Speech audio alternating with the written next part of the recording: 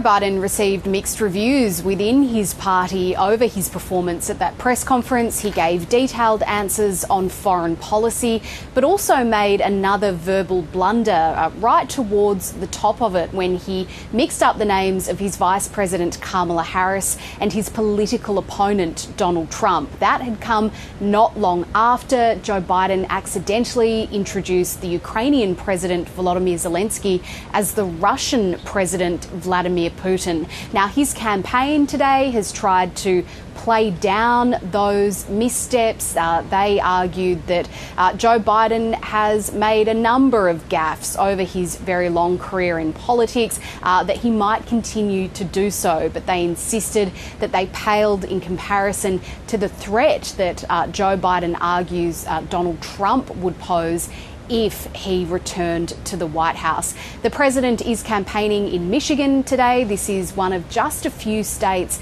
that really could determine the outcome of the election.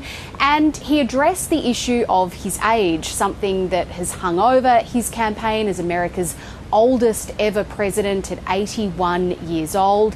He insists that it is not affecting his ability to do the job. For the longest time, I was too young, because I was the second youngest man ever elected to the United States Senate. And now I'm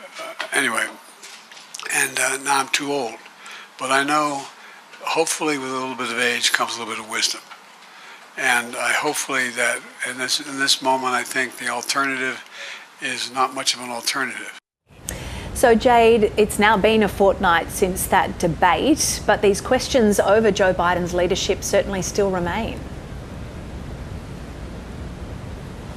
Yeah, that's right. That press conference really was another make or break moment for the president. We didn't see the floodgates open, if you like, in the way that you would have expected them to had he repeated his debate performance of a couple of weeks ago. But he also didn't do enough to convince those who have already made up their minds that he should withdraw from the race. And we have seen a handful of Democrats in Congress coming forward since then and adding their names to the growing list of people on Capitol Hill who say that he should step aside. There's also been another celebrity intervention today, the actor Ashley Judd writing an opinion piece following on from that opinion piece that George Clooney wrote earlier this week. She called for Joe Biden to gracefully step aside.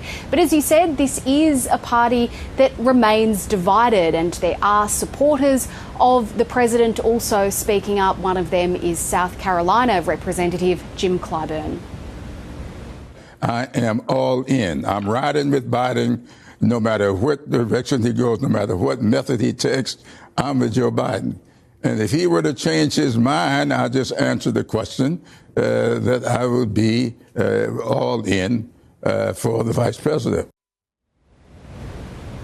Now, note there that he did still appear to leave open the possibility that the Vice President Kamala Harris could replace Joe Biden as the Democratic candidate at this year's election, although he insisted that that is a decision that Joe Biden alone would potentially have to make. We have seen time and time again, you can expect to see it again in Detroit today, Joe Biden insisting that he is not going anywhere, that he is the best person to be the Democratic candidate in November.